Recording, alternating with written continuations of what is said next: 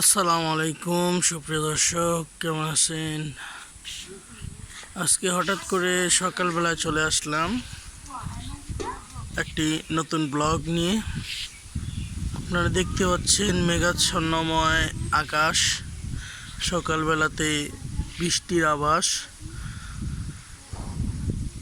বৃষ্টি নামবে নামবে ভাব। তাই ভাবলাম একটি ব্লগ আপনাদের সাথে শেয়ার করি। গ্রামের প্রকৃতি সৌন্দর্যময় একটি দৃশ্য ধারণ করে আপনাদের সাথে শেয়ার করি। এই বৃষ্টির দিনে কতটা সুন্দর হয় গ্রামের পরিবেশটা, বিশেষ করে বৃষ্টির আগ মুহূর্তে। তো আমি আজকে সকালে ঘুম থেকে উঠে আপনাদেরকে সেই সুন্দর দৃশ্যটা দেখানোর চেষ্টা করতেছি। দেখেন আকাশটা কত সুন্দর দেখাচ্ছে, মেঘাচ্ছন্ন আকাশ, মেঘ ভেদ করে সকালের সূর্যটা বেরিয়ে আসতে যাচ্ছে, কিন্তু মেঘের আস্তরে পড়ে গেছে সূর্যটা। বৃষ্টি মনে হয় আসার পরেই সূর্যটা বেরিয়ে আসবে। তো আমরাও অপেক্ষা করতেছি সেই বৃষ্টির। তো বৃষ্টিটা হলে আসলে অনেক ভালো লাগে। ঝিমঝিম করে যখন টিনের চালে গ্রাম অঞ্চলের শব্দটা হয়, অসম্ভব সুন্দর একটা ফিলিংস। তখন এই ফিলিংসটা শুধুমাত্র গ্রামে বসবাস করে যারা টিনের ঘর, টিনের চালা, তারাই উপভোগ করতে পারে।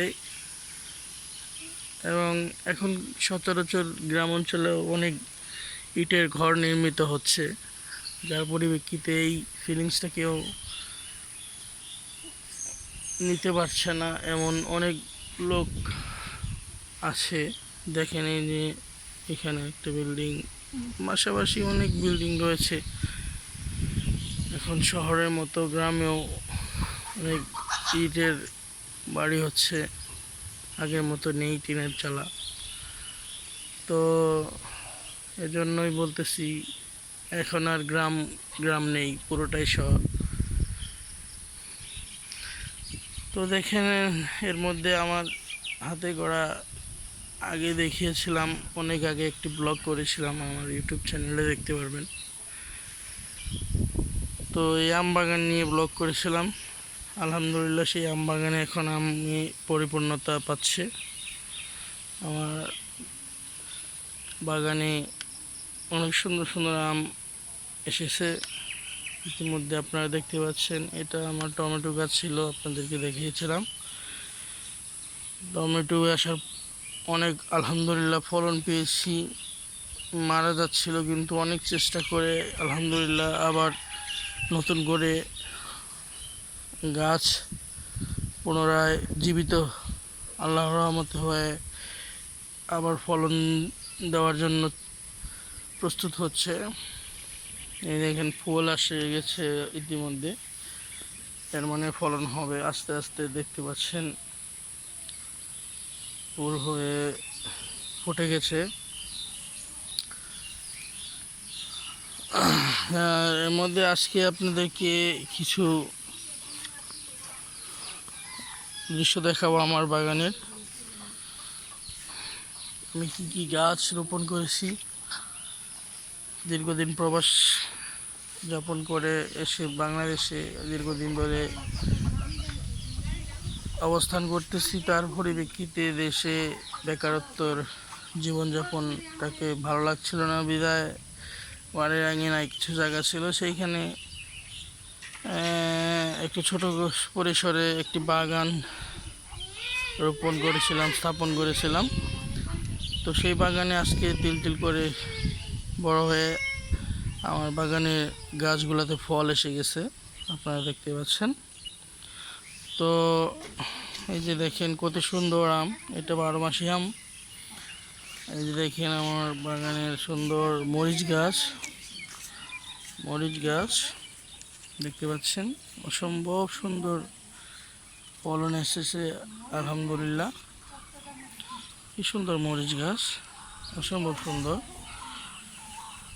এইখানে আমি বিলাতি রোপণ করেছিলাম। আমি কয়েকটা রোপণ করার পরে খেয়েছি, প্লাস বিক্রি করেছি। এখন সিজন শেষ হয়ে যাওয়াতে গাছগুলো মারা যাচ্ছে, তাই আবার যখন সিজন আসবে তখন অবশ্যই রোপণ করব। এই যে আর একটা মরিচ গাছ দেখতে পাচ্ছেন, এখানে ফুল আসতেছে, দেখেন এই যে ফুল মরিচের। তারপরে এই যে আমার আরও একটি সুন্দর 12 মাসি আম, এটা আম দেখেন আসছিল, কিন্তু এরকম আমের যে কুল ওইগুলা আটকাতে পারিনি, তার জন্য আর কি অনেক আমই হয়নি, ঝরে গেছে। এই যে দেখতে পাচ্ছেন, এই যে আমার পেঁপে গাছ, এই যে আমি এখানে আরও সুন্দর বেগুনের চারা রোপণ করছিলাম, এখানে ফুল এসেছে বেগুনে। আশা করি বেগুন আসে যাবে খুব দ্রুত। এই দেখেন আমার বিলাতি গাছে ফুল ফুটেছে, বিলাতি আসতেছে। এই বড়ই আসতেছে, পেঁপে গাছে পেঁপে এসেছে ইতিমধ্যে, সুন্দর পেঁপে। আর দুঃখের বিষয়, কয়েকটা গাছে আমার এখন আম ধরার কথা ছিল কিন্তু ধরেনি, জানি না কিসের জন্য ধরেনি। এখানে যে এইখানে বাগুনের চারা, এই যে বাগুনটা এসেছিল কিন্তু পোকা নষ্ট করে ফেলেছে। আসলে আমি বিষ ব্যবহার করি না, ন্যাচারালভাবে বাগুন মানে উৎপাদন করতেছিলাম, কিন্তু পোকার যন্ত্রণায় আসলে সেটা সম্ভব হয়নি। এটা দেখেন কত আম এসেছে এই গাছটা, আলহামদুলিল্লাহ এই গাছটায় সর্বোচ্চ আম এসেছে আমার। দেখেন কত কত আম। এখানে লাউয়ের ঝাড় করেছিলাম, লাউ অনেক ফলন দিয়েছে আলহামদুলিল্লাহ। এখন সিজন শেষ হয়ে যাওয়াতে লাউ গাছ মরে যাচ্ছে, তারপরেও টুকিটাকি আসতেছে, ওইগুলা নিজেরাই সবজি হিসেবে খাচ্ছি। এই দেখেন আপনারা আরও একটি পেঁপে গাছ, পেঁপে আসবে, ফুল হচ্ছে।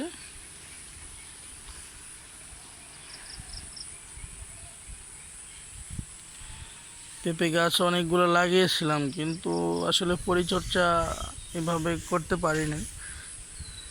তারপরে যে বিষ প্রয়োগ করতে হয় সেইগুলো আমার আসলে এতটা এক্সপিরিয়েন্স ছিল না, দিদায় আমি অনেকটাই সাফল্য পাইনি। তারপর আলহামদুলিল্লাহ যতটুকু পেয়েছি, আশা করি নেক্সট টাইমে এর এক্সপিরিয়েন্সটা কাজে লাগবে। তাই আপনারা যদি ভালো লেগে থাকে আমার এই ভিডিও এবং ছোট্ট পরিসরে আমার বাগানটা, তো লাইক করবেন এবং কমেন্ট করে আপনার মূল্যবান মতামতগুলো জানিয়ে দেবেন। এটা হলো আমার পেয়ারা গাছ, আমি নতুন লাগিয়েছিলাম, আলহামদুলিল্লাহ এখন ধীরে ধীরে বড় হচ্ছে, পেয়ারাও আসবে। এটা 12 মাসি পেয়ারা বলে, কলবের গাছ। আশা করি খুব দ্রুত ফল এসে যাবে। দেখেন আম কীভাবে ঝুলছে, আমের এই ভার বহন করতে পারে না দিদা, এই গাছটাকে আমি একটি খুঁটি দ্বারা বেঁধে দিয়েছি, যাতে আমের যে ভার সেই ওজনটা যেন না পড়ে আম গাছে।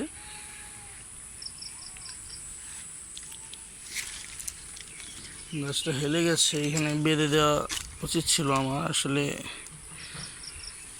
পরে বাঁধবো।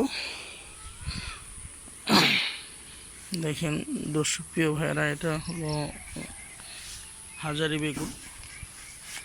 হাজারি বেগুন আসতেছে। হাজারি বেগুনে এই লম্বা লম্বা বেগুন হয়। দেখুন ভিডিও ব্লগটা আসলে অনেক বড় হয়ে যাচ্ছে, তার জন্য বেশি বড় করব না, দুঃখিত আমি। আবার নেক্সট টাইম কোনো এক ব্লগ নিয়ে হাজির হব।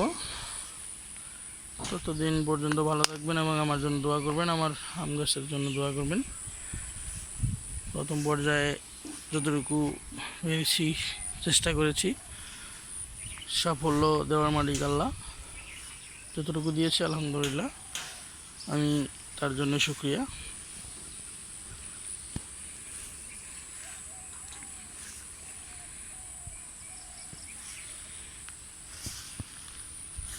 তো ভালো লাগলে আমাকে সাপোর্ট করবেন বেশি বেশি করে। নতুন ইউটিউব চ্যানেলটাকে আমি যেন আরও সামনে এগিয়ে নিয়ে যেতে পারি, আপনাদের ভালো ভালো ভিডিও উপহার দিতে পারি।